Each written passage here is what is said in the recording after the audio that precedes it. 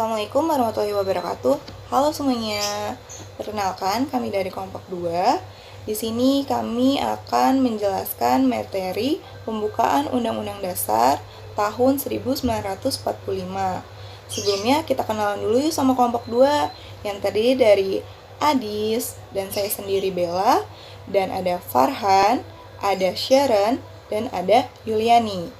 Adapun beberapa poin materi yang akan kami bahas, yaitu yang pertama ada makna-makna alinea dalam pembukaan Undang-Undang Dasar tahun 1945, dan ada pokok-pokok pikiran dalam pembukaan Undang-Undang Dasar tahun 1945, dan ada hubungan pokok pikiran dalam pembukaan dengan pasal-pasal Undang-Undang Dasar tahun 1945. Selanjutnya di sini saya akan menjelaskan tentang makna-makna alinea dalam pembukaan. Yang pertama, dalam alinea pertama itu yang berbunyi bahwa sesungguhnya kemerdekaan itu ialah hak segala bangsa, dan oleh sebab itu maka penjajahan di atas dunia harus dihapuskan karena tidak sesuai dengan pri kemanusiaan dan pri keadilan. Pada alinea ini terdapat pernyataan tentang hak kodrat segala bangsa, yaitu hak atas kemerdekaan. Hak kodrat berarti hak yang melekat pada setiap diri manusia dimanapun berada sebagai anugerah dari Tuhan Yang Maha Esa. Sebagai hak kodrat, maka kemerdekaan bersifat mutlak dan harus dimiliki oleh setiap bangsa Indonesia. Dan konsekuensi dari hak tersebut adalah segala bentuk penjajahan di dunia harus dihapuskan. Makna pembukaan Undang-Undang tahun 1945, alinea yang pertama yaitu keteguhan dan motivasi kuat bangsa Indonesia dalam membela kebenaran dan keadilan untuk melawan penjajahan. Yang kedua, pernyataan subjektif bangsa Indonesia untuk menentang dan menghapus penjajahan di atas dunia. Pernyataan objektif bangsa Indonesia bahwa penjajahan tidak sesuai dengan pri kemanusiaan dan pri keadilan. Yang keempat, pemerintah Indonesia mendukung kemerdekaan bagi setiap bangsa untuk berdiri sendiri. Selanjutnya di alinea kedua yang berbunyi, dan perjuangan pergerakan kemerdekaan Indonesia telah sampailah kepada saat yang berbahagia.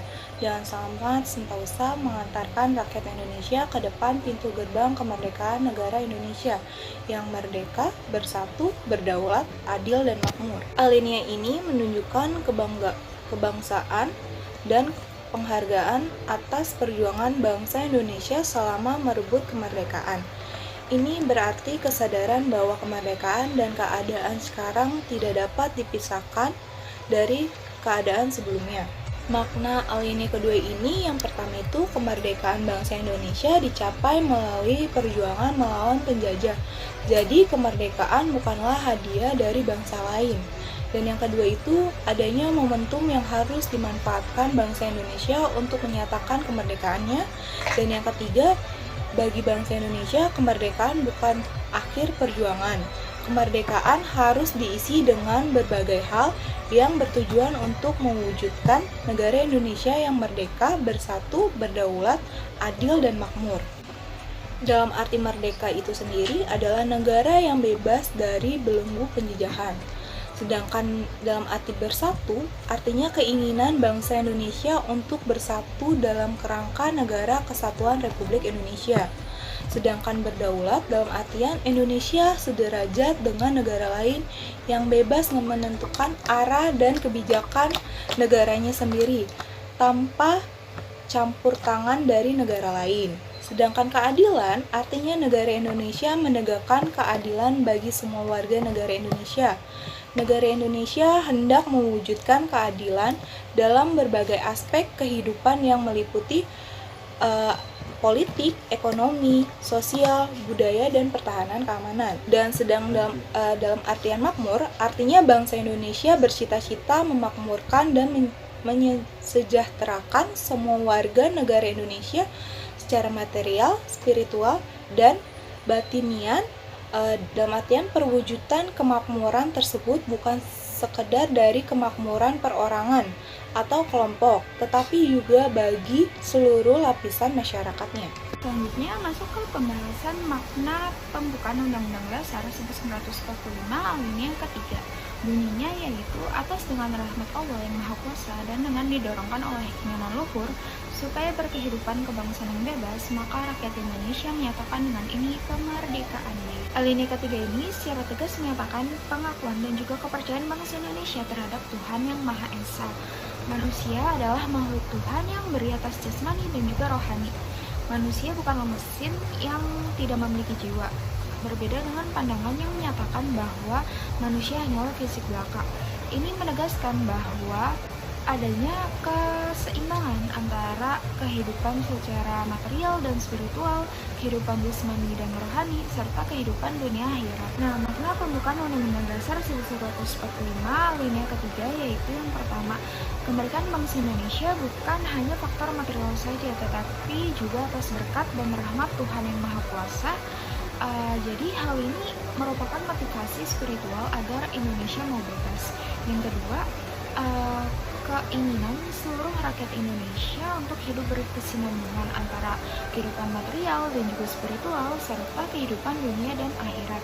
Yang ketiga yaitu pengukuhan pernyataan proklamasi kemerdekaan Indonesia. Selanjutnya masuk ke makna alinea keempat pembukaan Undang-Undang Dasar 1945 yang berbunyi, kemudian daripada itu untuk membentuk suatu pemerintah negara Indonesia yang melindungi segenap bangsa Indonesia dan seluruh tempat dari Indonesia dan untuk memajukan kesejahteraan umum, mencerdaskan kehidupan bangsa, dan ikut melaksanakan ketertiban dunia yang berdasarkan kemerdekaan, perdamaian abadi, dan keadilan sosial. Maka disusunlah kemerdekaan kebangsaan Indonesia itu dalam suatu undang-undang dasar negara Indonesia yang terbentuk dalam suatu susunan negara Republik Indonesia yang berkedaulatan rakyat dengan berdasar kepada ketuhanan yang Maha Esa, kemanusiaan yang adil dan beradab, persatuan Indonesia, dan kerakyatan yang dipimpin oleh hikmat kebijaksanaan dalam permusyawaratan dan perwakilan, serta dengan mewujudkan suatu keadilan sosial bagi seluruh rakyat Indonesia. Nah, alinea keempat dari pembukaan Undang-Undang Dasar Negara Republik Indonesia tahun 1945 ini merupakan inti dari pembukaan UUD 1945 karena memuat segala aspek penyelenggaraan negara pemerintah yang berdasarkan atas Pancasila. Nah, makna pembukaan UUD 1945 alinea keempat ini yaitu yang pertama adanya fungsi sekaligus tujuan negara Indonesia setelah mereka yaitu melindungi segenap bangsa Indonesia dan seluruh tempat dari Indonesia. Yang kedua, memajukan kesejahteraan umum, mencerdaskan kehidupan bangsa dan juga melaksanakan ketertiban dunia yang berdasarkan kemerdekaan, perdamaian abadi dan juga keadilan sosial. Yang kedua, keberadaan UUD Negara Republik Indonesia ini juga untuk meneguhkan kemerdekaan bangsa Indonesia dan tujuannya setelah mereka sebagai negara. Dan yang ketiga, Indonesia berkedaulatan rakyat dengan Pancasila sebagai dasar negara. Selanjutnya saya akan menjelaskan pokok-pokok pikiran dalam pembukaan Undang-Undang Dasar 1945.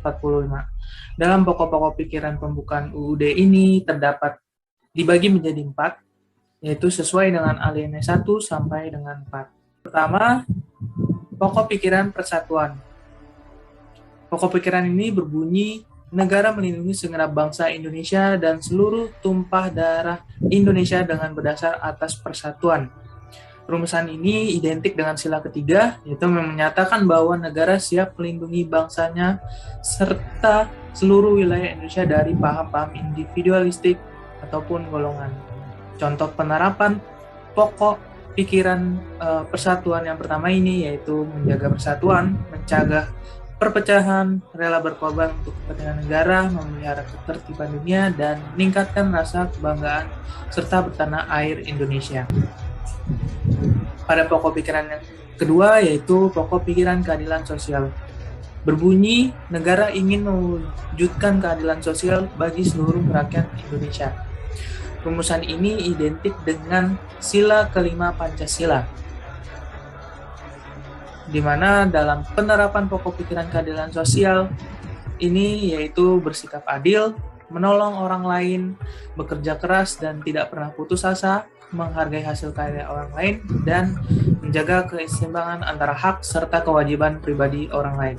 Selanjutnya, pokok pikiran yang ketiga, yaitu pokok pikiran kedaulatan rakyat, yang berbunyi, negara yang berkedaulatan rakyat berdasar atas kerakyatan dan permusyawaratan perwakilan.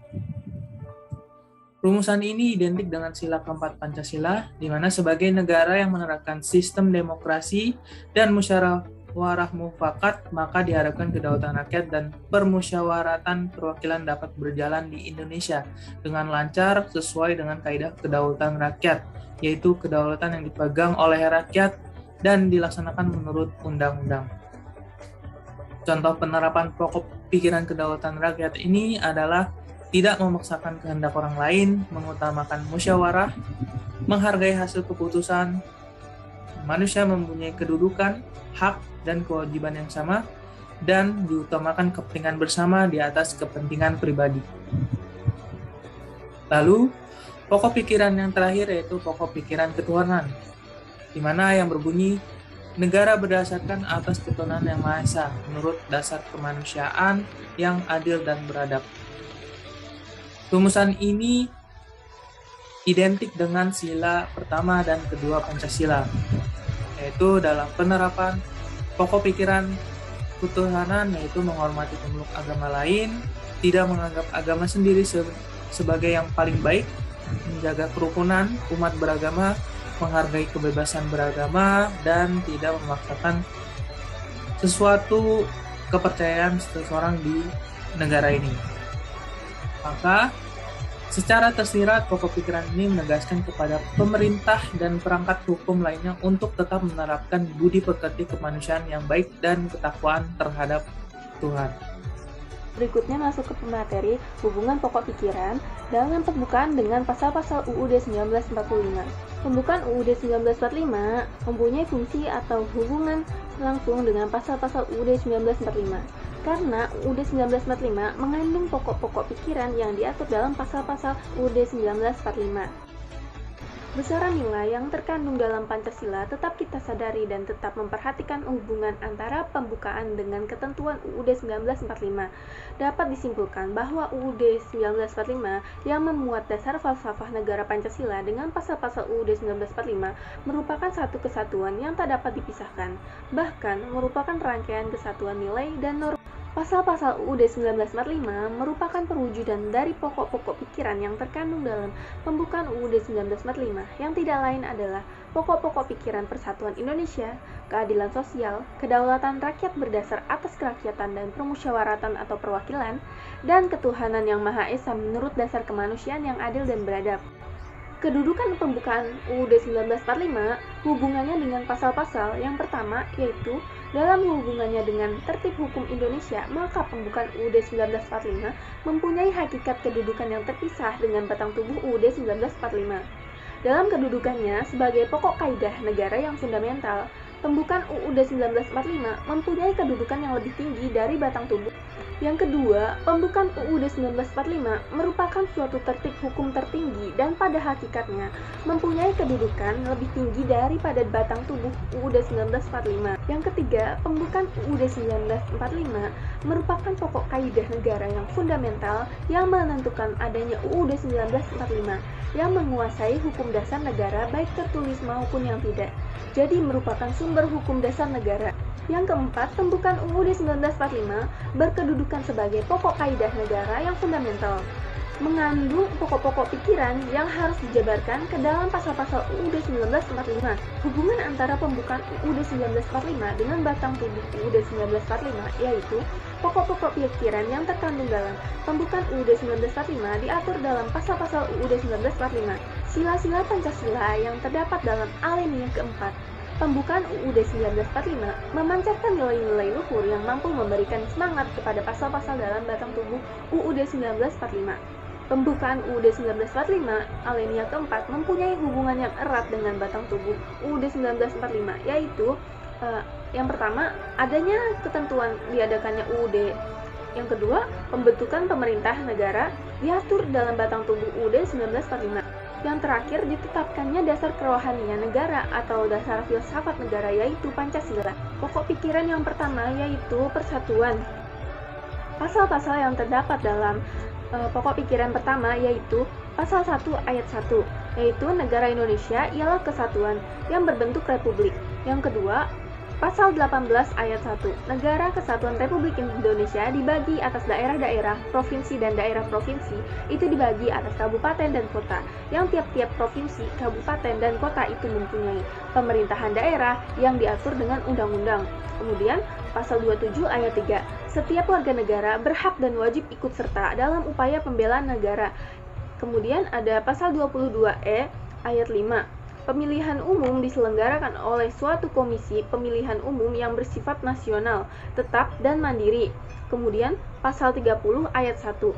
Tiap-tiap warga negara berhak dan wajib ikut serta dalam usaha pertahanan dan keamanan negara. Pasal 30 ayat 2. Usaha pertahanan dan keamanan negara dilaksanakan melalui sistem pertahanan dan keamanan rakyat semesta oleh TNI dan Kepolisian Negara Republik Indonesia sebagai kekuatan utama dan rakyat sebagai kekuatan pendukung. Pasal 30 ayat 3, TNI terdiri atas Angkatan Darat, Angkatan Laut, dan Angkatan Udara sebagai alat negara bertugas mempertahankan, melindungi, dan memelihara keutuhan dan kedaulatan negara. Pasal 31 ayat 5, pemerintah memajukan ilmu pengetahuan dan teknologi dengan menunjang tinggi nilai-nilai agama dan persatuan bangsa untuk memajukan peradaban dan kesejahteraan umat manusia. Pasal 32 ayat 2, negara menghormati dan memelihara bahasa daerah sebagai kekayaan budaya nasional. Pasal 35, bendera negara Indonesia ialah sang merah putih. Pasal 36, bahasa negara ialah bahasa Indonesia. Pasal 36A, lambang negara ialah Garuda Pancasila dengan semboyan Bhinneka Tunggal Ika. Pasal 36B, lagu kebangsaan ialah Indonesia Raya. Pasal 37 ayat 5, khusus mengenai bentuk negara kesatuan Republik Indonesia tidak dapat dilakukan perubahan. Contoh dari pokok pikiran pertama yaitu tidak ikut serta dalam pembelaan negara. Pelanggaran dan pengingkaran kewajiban sebagai warga negara dalam membela negara, yaitu seorang warga negara yang tidak mau tahu dengan lingkungannya dan negaranya, atau melakukan sesuatu yang memecah belah bangsa Indonesia. Tidak ikut serta dalam mencapai tujuan pembangunan nasional, yaitu pengingkaran kewajiban sebagai warga negara yang tidak peduli dengan pendidikan di lingkungannya, terutama keluarganya. Warga negara yang ikut membuat rusuhan di negara lain, dan warga negara yang mengambil hak warga negara. Oke, selanjutnya kita akan bahas mengenai pokok pikiran keadilan sosial, di mana di sini pokok pikiran keadilan sosial itu menjelaskan mengenai bagaimana kita bersikap adil kepada seluruh rakyat Indonesia, atau bagaimana hukum itu berlaku secara adil kepada seluruh rakyat Indonesia, atau peraturan yang adil bagi seluruh rakyat Indonesia, seperti itu. Nah, adapun pokok-pokok pemikiran keadilan sosial ini tuh diterapkan pada pasal-pasal tertentu, yaitu pasal 27 sampai pasal 34. Nah, untuk di pasal 27 ini tuh dibahas bagaimana kedudukan setiap warga negara Indonesia itu dalam hukum dan pemerintahan, dan wajib juga menjunjung hukum dan pemerintahan itu dengan tidak terkecuali, jadi secara adil aja, secara merata. Lalu ada juga tuh bagaimana setiap warga negara itu tuh berhak memiliki atas pekerjaan dan penghidupan yang layak bagi dalam kemanusiaan. Lalu itu ada setiap warga negara itu berhak dan wajib serta dalam berikut serta dalam upaya pembelaan negara. Lalu selanjutnya di pasal 28, yaitu di mana mempunyai pasalnya banyak ya, 28 itu 28A sampai 28J. Di sini tuh kita membahas mengenai hak manusia itu bagi rakyat Indonesia, di mana kita diberikan kebebasan gitu untuk memiliki keluarga, dan kita dan di sini tuh kita akan dijaga juga gitu hak manusia, hak asasi manusia kita dari pasal 28A sampai 28J. Lalu di pasal 29 itu mengenai agama. Di sini dari keadilan sosialnya itu yang bisa diambil adalah kita tuh bisa memeluk agama yang kita inginkan. Kita diberikan kebebasan gitu untuk memeluk agama yang kita inginkan, dan juga tidak adanya diskriminasi dari agama satu dengan agama yang lain. Lalu di pasal 30 itu akan membahas mengenai pertahanan negara dan keamanan negara. Jadi kita menjelaskan kita tuh akan dilindungi oleh aparat keamanan yang dimiliki oleh negara Indonesia. Lalu di pasal 31 dan 32 itu membahas mengenai pendidikan kebudayaan. Di pasal 31 itu kita dibebaskan untuk mendapatkan pendidikan yang setara, dan juga di pasal 32 itu menjelaskan bagaimana kebudayaan kita yang dilindungi, seperti itu. dan bagaimana kita bisa mengembangkan dan memelihara nilai-nilai kebudayaan yang kita punya. Lalu di pasal 33 itu mengenai perekonomian nasional dan kesejahteraan sosial, di mana nanti dibahas kalau misalkan semua hasil bumi yang ada itu akan dipergunakan untuk kemakmuran rakyat, dan juga perekonomian nasional itu diselenggarakan berdasarkan atas demokrasi ekonomi dengan prinsip kebersamaan, efisiensi berkeadilan, berkelanjutan, berwawasan lingkungan, kemandirian, serta dengan menjaga keseimbangan, kemajuan, dan kesatuan ekonomi nasional. Lalu di pasal 34 itu menjelaskan bagaimana negara memperdayakan masyarakat yang lemah ataupun tidak mampu itu sesuai dengan martabat kemanusiaan gitu, dan memberikan jaminan-jaminan sosial, dan juga bertanggung jawab atas penyediaan fasilitas pelayanan kesehatan dan juga fasilitas pelayanan umum yang layak. Nah, adapun nih pelanggaran yang diangkat itu berdasarkan pasal 31 di mana mengenai pendidikan yang layak untuk seluruh rakyat Indonesia.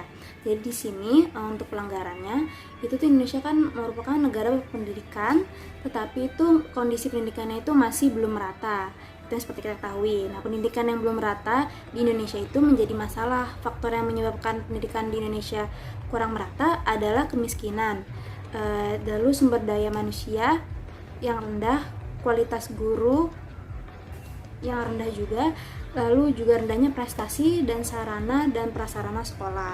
Nah, di daerah Indonesia yang kualitas pendidikannya yang kurang ialah Indonesia bagian timur. Nah, karena itu di sana bukan hanya sarana dan prasarananya saja yang kurang, tetapi tenaga pendidikannya juga kurang, SDM-nya juga kurang. Nah, sehingga masih itu membutuhkan tenaga pendidikan dari luar daerah gitu kan. Nah, penyebab dari faktor kemiskinan itu banyak anak-anak yang masih di bawah umur bekerja untuk membantu ekonomi keluarganya yang mengakibatkan mereka terhambat sekolahnya. Nah, oleh karena itu pemerintah itu harus berpikir penuh nih terhadap pentingnya pemerataan pendidikan di Indonesia, terutama bagi sekelompok masyarakat yang masih kurang mampu dan juga masyarakat yang di daerah-daerah terpencil. Lalu kualitas pendidikan di Indonesia saat ini juga itu masih sangat memperhatikan dengan dibuktikannya data UNESCO pada tahun 2000 itu tentang indeks pengembangan manusia atau Human Development Index, yaitu komposisi dari peringkat kecapaian pendidikan baik pendidikan formal dan informal itu masih sangat rendah. Seperti itu. Oke, selanjutnya kita masuk ke pokok pikiran kedaulatan rakyat. Di sini kita akan menjelaskan mengenai lebih fokus kepada kedaulatan rakyat dan juga permusyawaratan dan perwakilannya. Nah, untuk pengimplikasian dari pokok pikiran ini itu tertuahkan di pasal-pasal tertentu, yaitu di pasal 1 dan juga pasal 27. Nah, di pasal 1 dijelaskan, ini lebih tepatnya di ayat 2, kalau misalkan kedaulatan itu berada di tangan rakyat dan dilaksanakan menurut Undang-Undang Dasar. Lalu pasal 27 ini disebutkan bahwa segala warga negara itu bersamaan kedudukannya di dalam hukum dan pemerintahan dan wajib menjunjung hukum dan pemerintahan itu dengan tidak ada terkecuali. Lalu di poin kedua, di ayat kedua, itu tiap-tiap warga negara berhak atas pekerjaan dan penghidupannya yang layak bagi kemanusiaan. Lalu di ayat ketiga, itu setiap warga negara berhak dan wajib ikut serta dalam upaya pembelaan negara. Nah, sebenarnya ada nih pelanggaran-pelanggaran yang terjadi dalam kedaulatan rakyat di Indonesia. Yaitu di sini kasus fenomenal lah yang sudah sering diangkat, yaitu kasus korupsi di Indonesia gitu kan, yang masih terus terjadi gitu kan. Nah, berdasarkan indeks persepsi pada korupsi 2021, itu di Indonesia itu berada di peringkat 96 dari 140 negara dengan tingkat korupsi yang cukup tinggi gitu. Sementara itu berdasarkan survei dari Badan Pusat Statistik atau BPS di tahun 2021, indeks perilaku anti korupsi itu berada di kisaran 3,88%. Nah, korupsi itu tuh kan termasuk kejahatan luar biasa yang berdampak pada masyarakat dan juga sangat merugikan negara, apalagi kita kan kaum-kaum yang kurang mampu gitu kan, yang harusnya bisa uang negara bisa dilimpahkan kepada mereka, tapi malah digunakan untuk kepuasan pribadi gitu kan, kepentingan pribadi.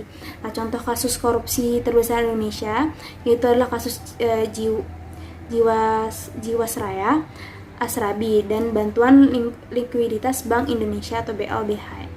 atau BLBI. Nah, mengutip dari indonesia.go.id itu KPK itu menangani sekitar 1.291 kasus tindak pidana korupsi per Januari sampai November di tahun lalu 2021. Nah, korupsi ini tuh berdampak pada kemiskinan dan juga kesenjangan sosial gitu yang ada.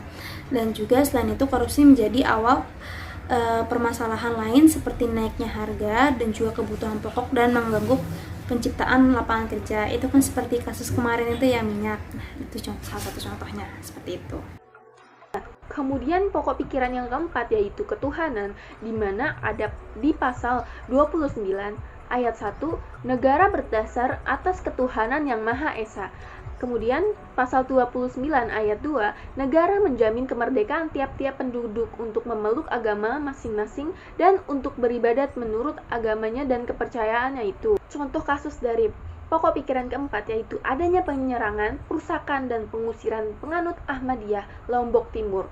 Sekelompok orang melakukan penyerangan, perusakan, dan pengusiran terhadap warga penganut Ahmadiyah di Dusun Grepek Tanah Eat, Desa Greneng, Kecamatan Sakra Timur, Kabupaten Lombok Timur, Nusa Tenggara Barat pada tanggal 19 Mei sampai 20 Mei tahun 2018. Peristiwa penyerangan dimulai pada 19 Mei, sekelompok orang merusak dan mengusir 7 kepala keluarga dan 24 orang dari Dusun Grepek Tanah Eat. Penyerangan berlanjut pada Ahad 20 Mei tahun 2018. Pada pukul 06.30 WITA, satu rumah penduduk kembali dihancurkan. Sekian dari penjelasan dari kelompok 2, kurang lebihnya mohon maaf. Wassalamualaikum warahmatullahi wabarakatuh and see you, bye-bye.